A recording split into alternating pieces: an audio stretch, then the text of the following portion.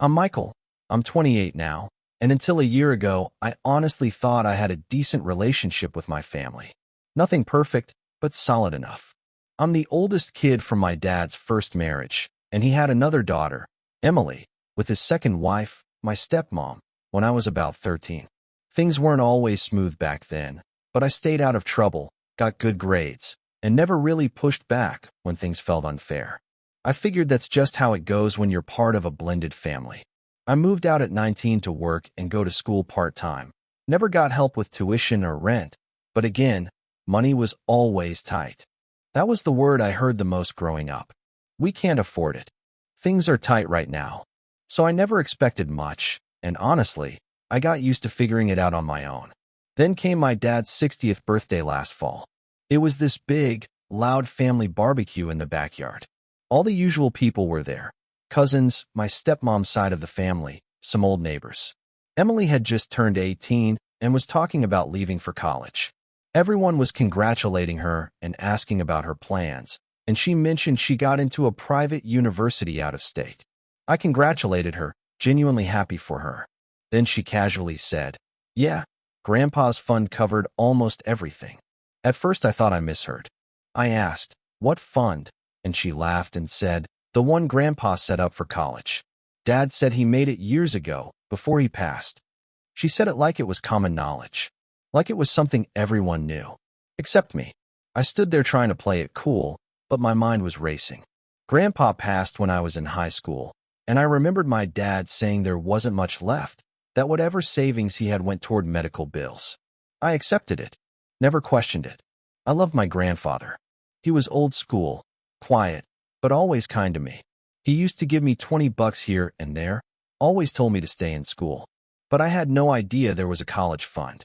And if he did make one, why didn't I get anything? I went to a state college I could barely afford, worked weekends at a hardware store, lived in a one-bedroom with 2 roommates, and carried debt for years. And all this time there was a fund? Later that day, when most of the guests had left and we were cleaning up, I asked my dad about it. I tried not to sound confrontational, but my voice definitely shook. I just said, "Hey, Emily mentioned something about a fund from Grandpa. What was that about?" He got this weird look on his face. Not surprised, not guilty, just tired. Like he'd been waiting for this to come up someday. He muttered something like, "It wasn't that much, just enough to help her out a bit." No mention of why I was never told. No explanation. I waited for him to say more, but he didn't.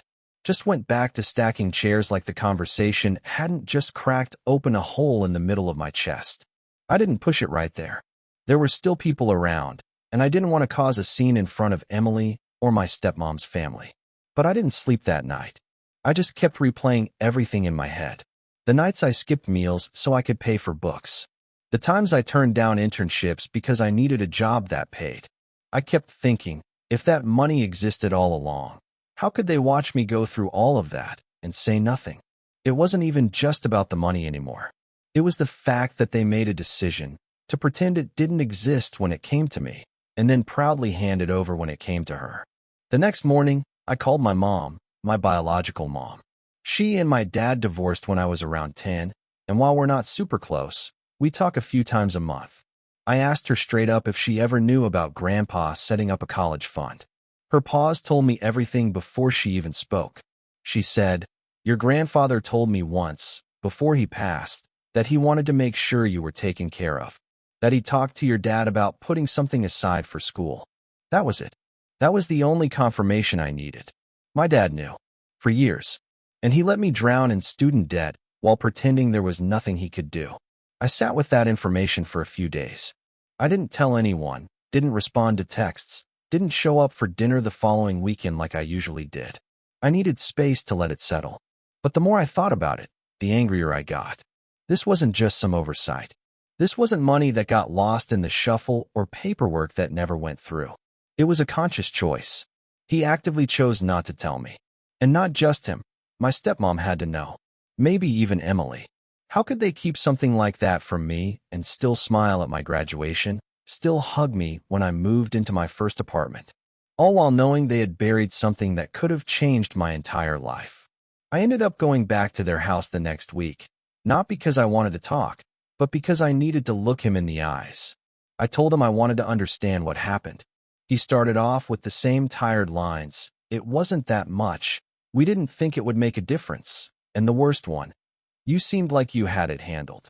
I lost it at that. I said, of course I handled it. I didn't think I had another choice. He didn't say anything.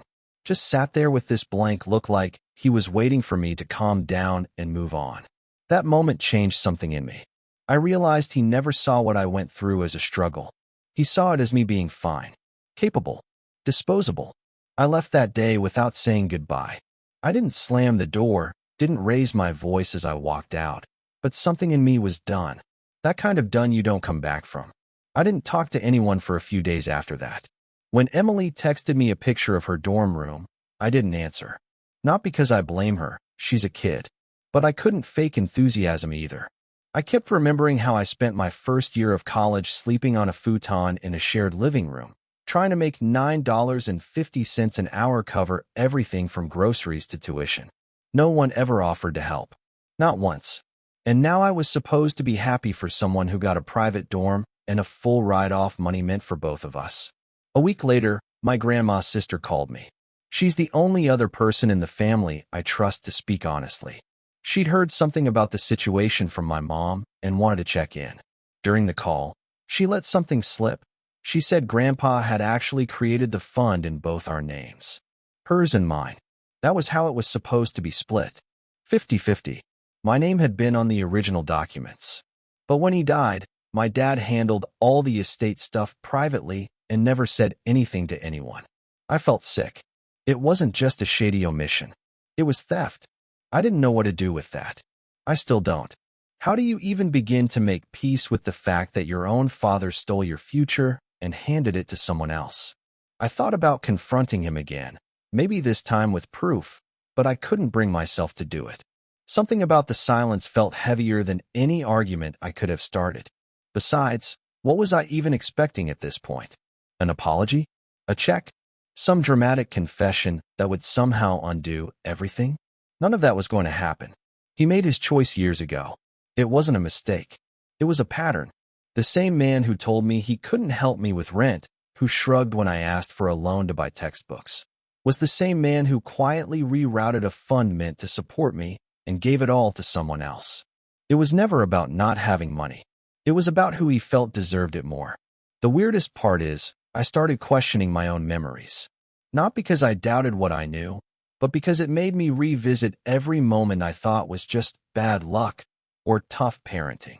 Was he always this way and I just didn't want to see it? Did he resent me for something I never understood? I even started wondering if he kept me in the dark because I reminded him of my mom. They never had the cleanest divorce, and I know he still carries some bitterness. Maybe in his mind, I was hers and Emily was his. That sounds messed up, I know, but when you look at how differently we were treated, it starts to feel possible. And if that's true, then it was never about fairness or money. It was personal. After that, I stopped going to family events altogether. Birthdays, holidays, random dinners, I just didn't show up. I needed space, and honestly, I didn't feel like pretending. I think they noticed, but no one said much. Not even my dad. He sent one text a couple weeks later, something generic like, "Hope you're doing okay," and I left it on read. I didn't have the energy to respond, and more than that, I didn't know him comfort. Not after everything. My stepmom never reached out either. I used to give her the benefit of the doubt, thinking maybe she didn't know the full story. But by now she had to. She knew what kind of tuition Emily was paying. She knew what kind of car she got. You don't accidentally overlook that kind of money. You either know, or you choose not to ask questions. Emily eventually noticed the shift. She messaged me saying she missed me, asked if she did something wrong. I didn't know how to answer. She wasn't the villain here, but she was still part of it. I didn't want to dump everything on her, but I also couldn't pretend like things were normal. I wrote out a message explaining what I'd found out, how hurt I was, how much of my life had been shaped by a lie. But I never sent it. She was just a teenager when this all started. Maybe she didn't know. Maybe she did. Either way, the damage was already done, and I didn't think one conversation would fix it. Sometimes silence feels like the only way to keep some control when everything else was taken from you without warning. The hardest part, honestly, was realizing how long I believed something that was never true. I built my entire 20s around the idea that we were all doing the best we could with what we had. I never resented them for not helping, because I thought they couldn't. I never asked for much.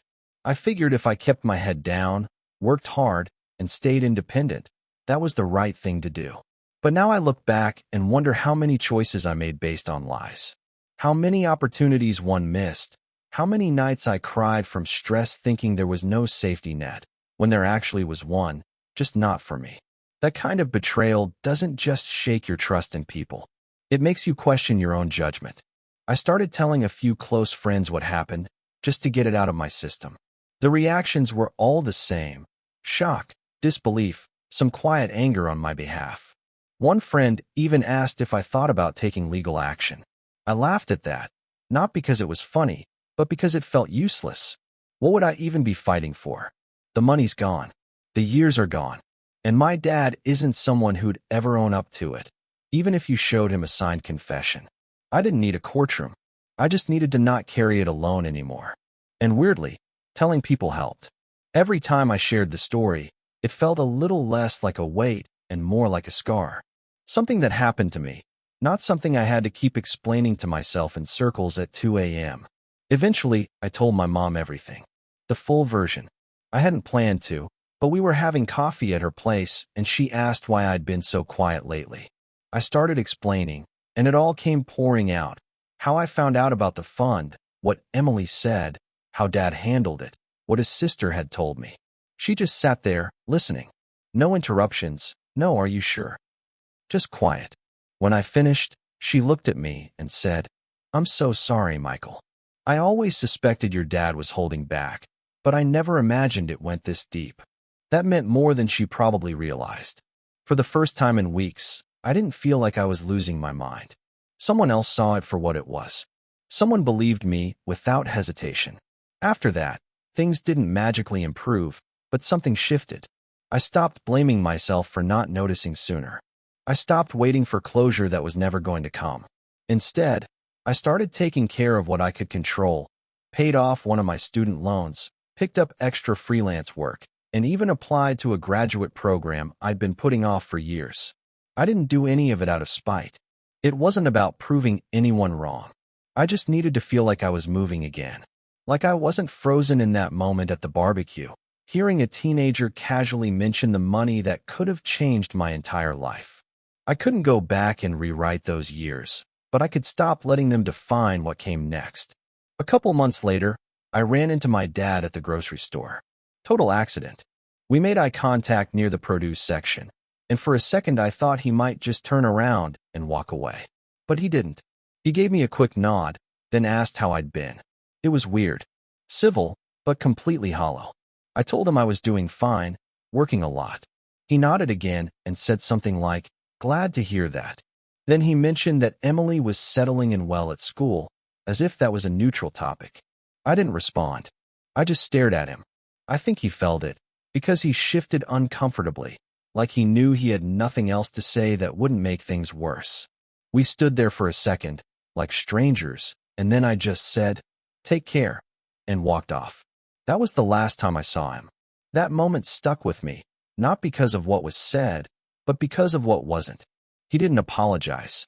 He didn't ask how I was really doing. He didn't even try to explain. And I realized he never would. He had told himself whatever story made it okay to leave me out. Maybe he thought I was stronger. Maybe he thought I didn't need it. Or maybe he just didn't think about me at all. I'll never know. And weirdly, that's the part that haunts me the most. Not the money, not the years I lost, but the silence. The absolute certainty that if Emily hadn't slipped up and said something, I would have gone my entire life never knowing. I think what really broke me was realizing how easily I was erased. Not just from a financial plan, but from a family narrative. Like my part in all this didn't matter. Like I was just an early chapter they didn't need to revisit. When I talk about this with people now, they always ask the same question. Do you think he regrets it? And honestly, I don't know. Maybe on some level, he feels a little guilt. But if he does, it's not enough to face it. It's not enough to call me, or write me, or sit down and try to explain. He made peace with the version of himself where what he did was okay. And I'm just collateral damage in that version. That kind of thing doesn't get undone with a phone call or a hug at Christmas. There are days I still get angry out of nowhere. I'll be paying a bill or walking past a college campus, and it just hits me. Not in a dramatic, movie scene way, just this quiet, bitter ache that sits in the background of everything. I try not to dwell, but sometimes I let myself feel it fully, just so I don't bury it too deep. Because it's real. It happened. And pretending I'm fine with it doesn't make it less true. I've learned how to live with it, how to talk about it, how to move on without really forgiving. And maybe that's enough. Maybe not everything has to end in reconciliation. Maybe sometimes survival is the win. After everything, I started journaling more. Not because I wanted to write a book about it or anything like that, but just to get things out of my head. I wrote about all the times I needed help and didn't ask, all the jobs I took just to keep the lights on, all the birthdays I spent alone in a crappy apartment because I couldn't afford to travel. And then I'd write about what I imagined life would have looked like if things had been different. If I'd had that fund. If I'd been told the truth. Not in a fantasy kind of way, but just practical stuff. An extra class I could have taken. A better internship. Fewer panic attacks at night thinking I was going to fall behind on rent. It was a way of grieving something I never had, but should have. Over time, the sting faded a little. I still remember everything, but it doesn't paralyze me like it used to. I think the biggest shift came when I stopped waiting for a reckoning. There's not going to be one. No big reveal, no family meeting, no apology that suddenly makes things right. This isn't a movie. My dad is who he is. My stepmom is who she is. Emily's off at school living a life I once thought we'd both earn the hard way. And I'm here, rebuilding something I didn't break. That's the part people don't talk about when they say, you have to let it go. Letting go doesn't mean pretending it never happened. It means learning how to live around the hole they left behind. The only person I ever truly wanted to hear from was my dad. Not a lawyer, not a family friend, just him. I used to imagine what he might say if he ever decided to be honest. I pictured him calling and saying he messed up, that he thought he was doing what was best, even if it hurt me. But that call never came. And eventually, I stopped expecting it.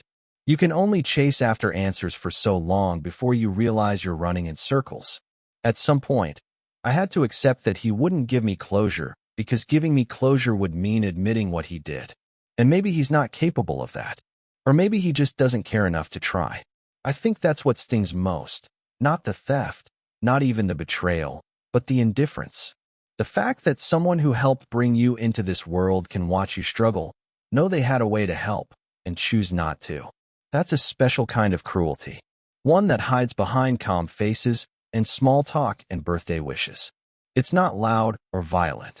It's quiet, passive, but it leaves scars just the same. There's no big moment where everything makes sense. No neat resolution. Just a lingering sense that something was taken from you, and you'll never get it back. And they'll go on smiling like they don't know what they did. A few weeks ago, I got an envelope in the mail with no return address. Inside was a check. $10,000. No note. No explanation. Just the check, made out to me, signed by my dad. I stared at it for a long time. It wasn't even close to what I'd lost. Not financially, not emotionally. And the silence that came with it somehow made it worse. It wasn't an apology. It wasn't even an admission. It was hush money, sent way too late. Like he was trying to clear his conscience without actually talking to me. I didn't cash it. I folded it back up and left it in a drawer. Every few days, I look at it and ask myself what it would mean if I deposited it. Would that make me complicit? Would it mean I'd accepted the version of the story where he did enough? I think he sent it hoping it would be the end of it. That I'd quietly disappear back into the role I always played. The independent son who didn't ask for anything. The one who made do. The one who handled it. But I'm not that kid anymore. And he doesn't get to rewrite the ending by mailing a check with no words. The truth is, that money doesn't fix what happened. It doesn't erase the years I spent thinking I was the problem. It doesn't soften the silence he chose every time he saw me struggling and said nothing. If anything, it just confirms everything I already knew. He had the means. He made a choice. And now that I know, I can't unknow it. I carry it with me whether I want to or not. Sometimes I think about confronting him one last time, laying it all out, handing him the check, and asking if he really thinks that's what I was worth. But I know how that would go. He'd shrug, maybe mutter something about doing what he thought was right, maybe act like I'm making a big deal out of nothing. There'd be no breakthrough, no catharsis, just another loop of frustration and deflection. I've already played that scene in my head too many times to believe it would end differently. The older I get, the more I understand that some people don't ever give you what you need, not because they can't, but because they don't think you deserve it. And that's the part that stays. So no, I never got an apology. No one sat me down to explain why they thought it was okay to hide something that could have changed everything. And I doubt they ever will. My dad still posts photos of Emily's college milestones like he's the proudest father in the world. And maybe he is. Maybe that's the version of himself he wants to believe in. But I'm not in those pictures. I'm not in that version. And that tells me everything I need to know. It didn't end with a scream or a dramatic confrontation. It ended in silence, just like it started. And that silence says more than he ever will.